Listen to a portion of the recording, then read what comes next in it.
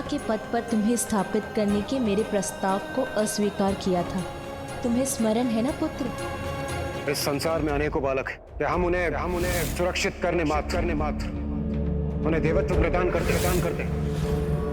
मैं जानती हूँ पुत्र, तुम्हारे भीतर असंख्य दिव्य शक्तियां जागृत होने की प्रतीक्षा कर रही हैं। इसीलिए मैंने देवराज इंद्र को चुनौती देकर तुम्हें देवपद ही नहीं, देवताओं में भी प्रथम पूज्य बनाने का प्रण लिया है। महादेव की अर्धांगिनी सभी के समक्ष ये प्रण लेती हूँ कि मैं अपने पुत्र को इतना योग्य बनाऊंगी कि वो अपने कर्म से देवता ही नहीं बनेगा, अपितु आप सभी देवता उसकी पूजा करेंगे। मुझे तुम पर विश्वास है पुत्र, किंतु यदि तुम भी चाहते हो कि मेरा प्रण सत्य हो, यदि तुम चाहते हो कि सर्व समर्थ बन निर्भय होकर संसार में सत सम्मान जी सको और अन्य जीवों के साथ स्वयं देवराज इंद्र और अन्य देवता भी तुम्हारा सम्मान करें, तो तुम्हें साधना कर अपनी शक्ति को पहचानना ही होगा पुत्र। मेरे पुत्र हो गजानन, तो मेरा मान रखो। तुम्हें सर्वशक्तिमान बनाने के मेरे प्रण को पूरा करो, ये मेरी इच्छा है। किंतु अब सफलता का या सरलता का कौन सा मार्ग चुनोगे तुम? ये निर्णय तो तुम ही को लेना है गजानन।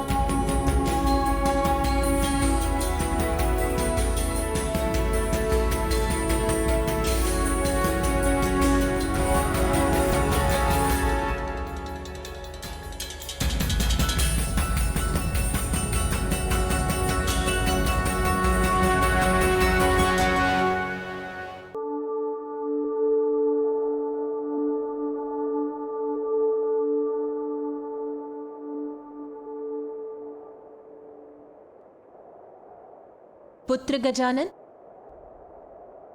पुत्र गजानन,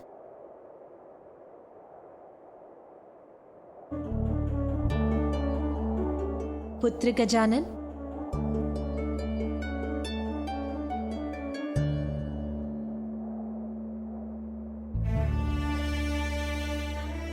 पुत्र गजानन। सूर्यास्त हो गया, संध्या हो चली है पुत्र। संध्या भी हो गई माँ, मुझे तो पता ही नहीं चला। आज की साधना पूर्ण हुई गजानन। अब भवन चलो और भोजन कर विश्राम कर लो पुत्र।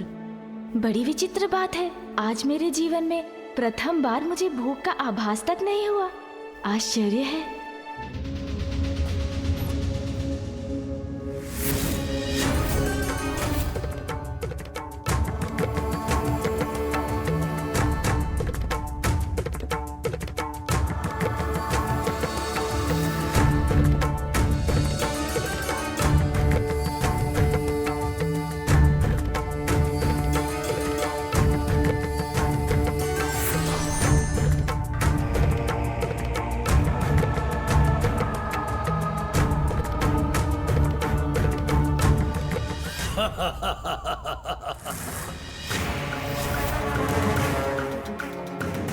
ये मूर्ख सिंदूरा हंस क्यों रहा है?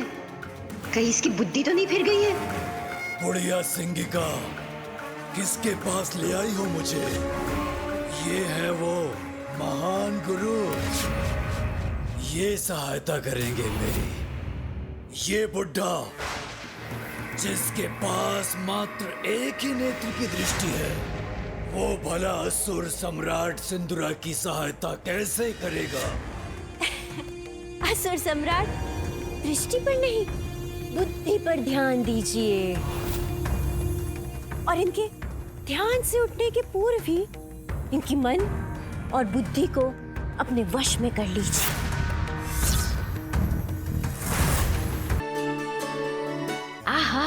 स्वादिष्ट मोदक।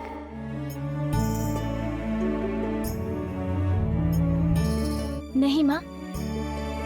क्या हुआ पुत्र, तुमने मुझे और मोदक रखने से क्यों रोक दिया? क्योंकि अब मैं कम भोजन करूँगा। अधिक खाने से निद्रा और आलसपन का प्रभाव बढ़ता है।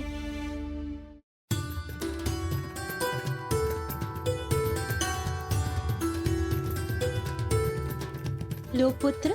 बस बस माँ, इतना अधिक नहीं।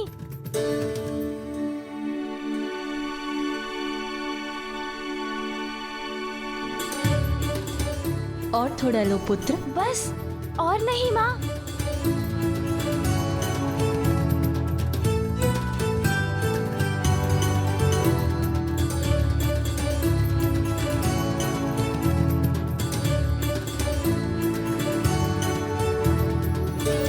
पुत्र गजानन, भोजन हो गया तुम्हारा? हाँ नानी माँ, हो गया। तो चलो, सोने से पूर्व मैं तुम्हें एक अच्छी सी कथा सुना देती हूँ, जिससे तुम्हारी थकान भी मिट जाएगी और तुम्हें निद्रा पड़ जाएगी। नहीं नानी माँ, कथा सुनने का समय नहीं है मेरे पास।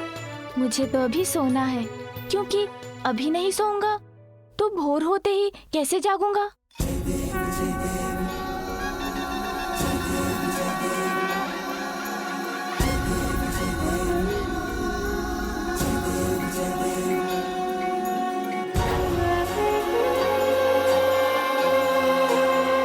ये तो परिश्रम के बाद की मीठी निद्रा है पुत्र। अब तुम विश्राम कर लो, क्योंकि तुम्हारा तप तो और कठिन होने जा रहा है। महान आचार्य है ये, किंतु हठी है। अपनी बुद्धि के अनुसार ही सब कुछ करते हैं ये, और केवल उसी पर कृपा करते हैं जो इनकी बात सुनता है और मानता है। और मैं तो अपने पिता ब्रह्मदेव की भी बात नहीं मानता हूँ। ये मेरी बात माने और मुझे उचित सुझाव दे, इसलिए मैं इनकी बुद्धि को अपने वश में कर लेता हूँ।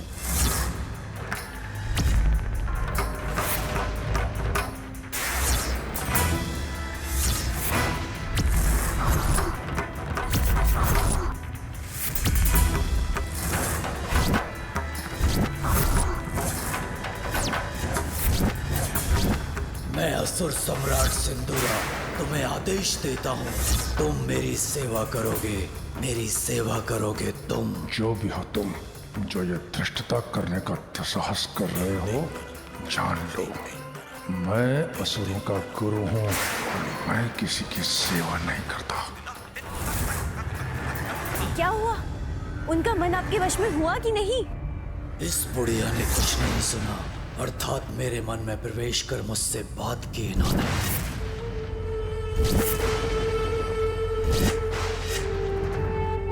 उचित सोच रहे हो तुम। बहुत अहंकार है ना अपनी शक्तियों का तुम्हें।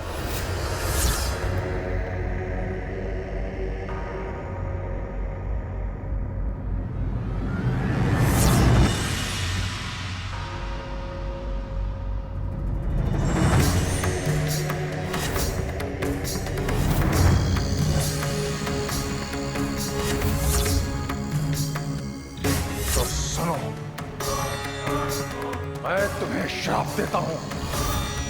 जिस शक्ति का तुम्हें इतना अहंकार है, वो तब तुम्हारे लिए व्यर्थ हो जाएंगी जब तुम्हें उनकी सबसे अत्यधिक आवश्यकता होगी।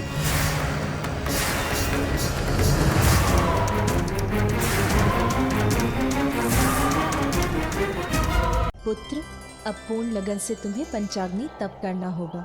जाओ, शीघ्र स्नान करके आओ और भोग लगाकर पूजा करो और तप प्रारंभ करो। अच्छा माँ, किंतु मुझे बहुत थकान हो रही है माँ। जिन्हें थकान विचलित कर दे, उन्हें भगवान प्राप्त नहीं होते पुत्र। कर्म ही जीवन का मर्म है। अथक परिश्रम से तुम अपने लक्ष्य तक पहुंच सकोगे। स्मरण रहे, यदि भोजन या निद्रा का विचार भी तुम्हारे मन में आया तो तुम्हें पुनः स्नान करके भोग लगाना होगा, पूजा करनी होगी और फिर अपना तप प्रारंभ करना होगा। उचित है माँ, मैं अभी स्नान करके आया।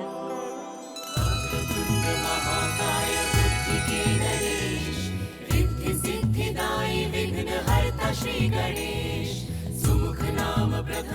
पूज्य देव तुम विशेष, रिद्धि सिद्धिदायी विघ्न हरता श्री गणेश। माँ के वचनों के पालन के लिए बालक विनायक प्रयास किए, निद्रा से लड़ आए करके स्नान, तप स्थल पे प्रयास रख के लगे ध्यान।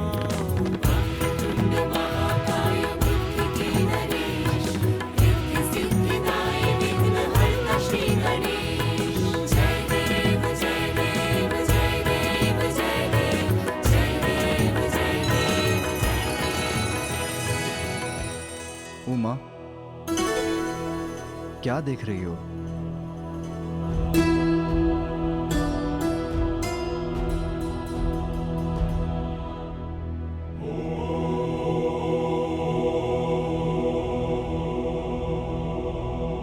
उमा, गजानन को बहुत कठिन साधना में डाल दिया तुमने। गौरी, ये तब तो तुमने मुझे पाने के लिए किया था।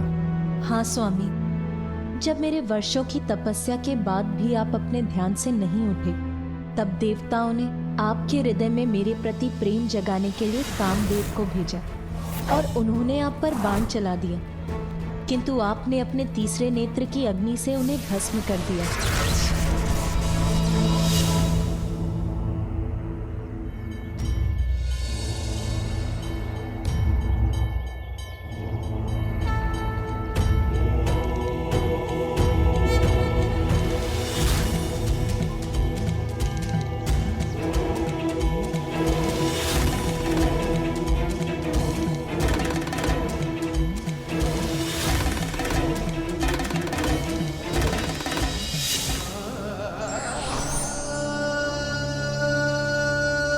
किंतु तब देवश्री नारद ने मुझे समझाया कि देवी सती को खोने से विचलित होकर संसार से पूर्ण रूप से विरक्त हो गए हैं आप, इसीलिए कठोर तप से ही आपकी विरक्ति के भाव को मिटाया जा सकता है। मुझे बताया कि पंचाग्नि तप ही है एकमात्र उपाय, और मैंने भी ठान लिया कि मैं सभी कठिनाइयों का सामना करूंगी, किंतु इस कठोर तप को अवश्य पूर्ण करूंगी।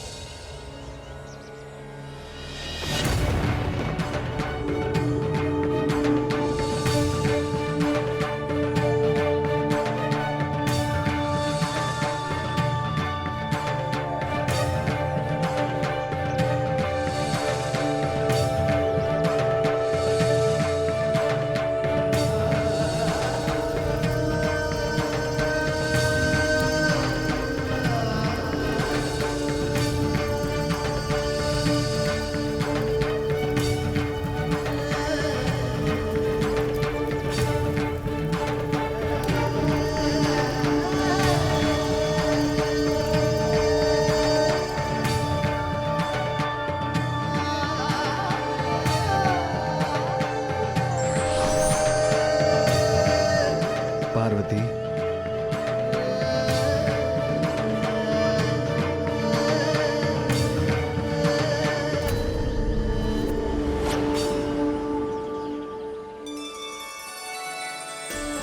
पार्वती, मैं तुम्हारे तप से प्रसन्न हुआ। कहो, क्या इच्छा है तुम्हारी? मेरी इच्छा तो आपको पाने की है मेरे प्रभु, मेरे स्वामी। पार्वती, तुम्हारी इच्छा अवश्य पूर्ण होगी। तुम अपने माता पिता के पास उनके निवास स्थान लौट जाओ। उचित समय आने पर मैं तुम्हारा वरण करने स्वयं आऊंगा।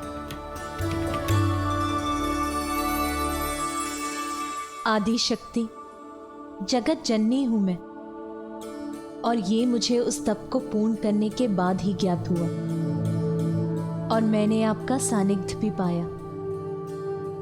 किंतु गजानन तो अभी बालक है स्वामी, कहीं मैं उसके साथ आवश्यकता से अधिक कठोर तो नहीं हो रही हूं?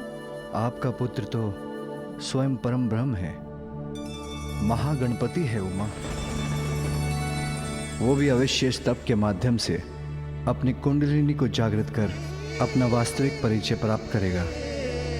हाँ स्वामी, अवश्य सफल होगा वो। मुझे यहाँ से दीपक की लौ दिखाई दे रही है स्वामी। और मुझे गजानन वो अपने ही तप में लीन है।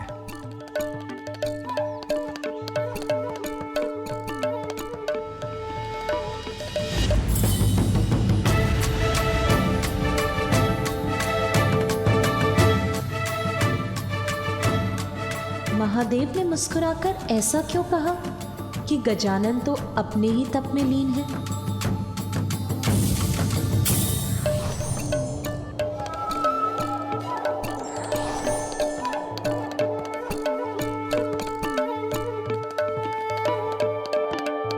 तो ये था आपका संकेत स्वामी? तप नहीं, वो तो निश्चिंता से फलार कर रहा है। कौन है ये शुक्राचार्य? असुरों के गुरु, ऋषि भृगु के पुत्र शुक्राचार्य, जिनकी प्रतिभा देखकर ऋषि अंगिरस ने उन्हें अपने शिष्य के रूप में स्वीकार किया और अपने पुत्र बृहस्पति के साथ उन्हें शिक्षा प्रदान की।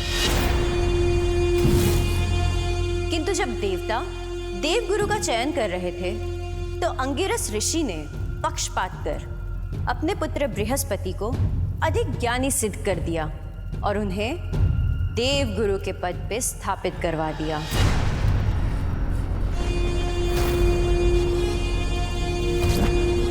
किंतु शुक्राचार्य बिना योग्यता के ही असुरों के कुलगुरु नहीं बने। अपने गुरु के पक्षपात से आहत होकर उन्होंने महादेव की घोर तपस्या की।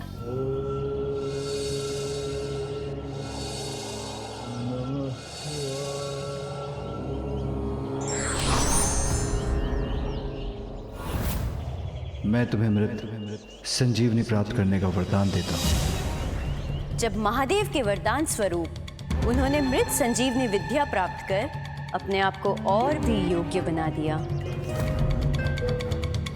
तब से अब तक असुरों के कुल गुरु के पद पर स्थित है गुरु शुक्राचार्य। अनेकों बार देवताओं के साथ युद्ध में मृत असुरों को पुनर्जीवित किया है उन्होंने। विजय प्राप्ति हेतु असुरों का मार्गदर्शन किया है उन्होंने। इसलिए आप भी गुरु शुक्राचार्य की शरण में जाइए असुर सम्राट, और उनके सुझाव पर ही अपने आगे की योजना बनाइए।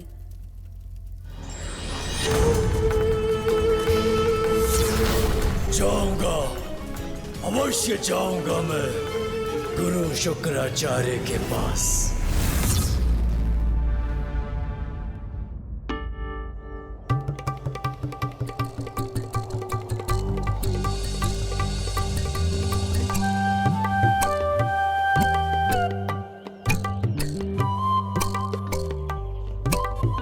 ये परछाई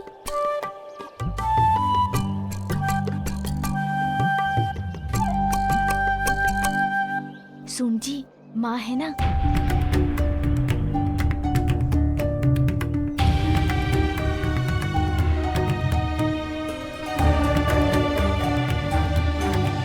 क्या हुआ गजानन, तुम अपने तप से क्यों उठ गए? और ये फल, ये पूजा की सामग्री? मैं तो साधना ही कर रहा था माँ, फिर मुझे भूख लगने लगी तो मुझसे रहा नहीं गया। किंतु आप चिंता मत कीजिए माँ, भोजन करने के बाद मैं पुनः स्नान कर अपनी साधना प्रारंभ करूँगा। आप निश्चिंत रहिए माँ, मैं पूर्ण कर लूँगा अपनी साधना। पुत्र, बाप के लिए छोड़ा हुआ कार्य कभी पूर्ण नहीं होता। लक्ष्य प्राप्ति के लिए तो अनेक चुनौतियों से संघर्ष कर उन पर विजय पानी होती है पुत्र। उसके बिना कभी सफलता प्राप्त नहीं होगी। और चुनौतियां तो कठिनाइयों का रूप लेकर ही प्रस्तुत होती हैं। कठोर साधना से साध कर ही उन्हें सरल बनाया जा सकता है पुत्र। क्या तुम शक्ति संपन्न नहीं होना चाहते पुत्र? अपनी शक्ति को पहचानो गजानन, उसको साध कर अपने वश में करो। पूर्ण निष्ठा से वो साधना करो गजानन जिसके लिए माता ने तुम्हें प्रेरित किया है। होना चाहता हूँ माँ, भैया ने भी मुझसे कहा था मुझे अपनी शक्ति को पहचानना होगा। उसके लिए तो तुम्हें ये कठिन तप करना ही होगा पुत्र, क्योंकि सफलता कभी सुगम नहीं होती। उचित है माँ, अब कुछ भी हो जाए मैं अपने तप से नहीं डिगूंगा।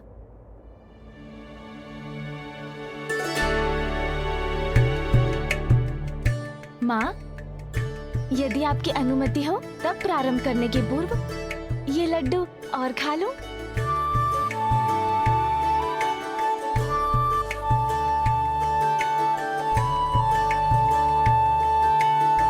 पुत्र, तुम्हारे समक्ष दो मार्ग हैं।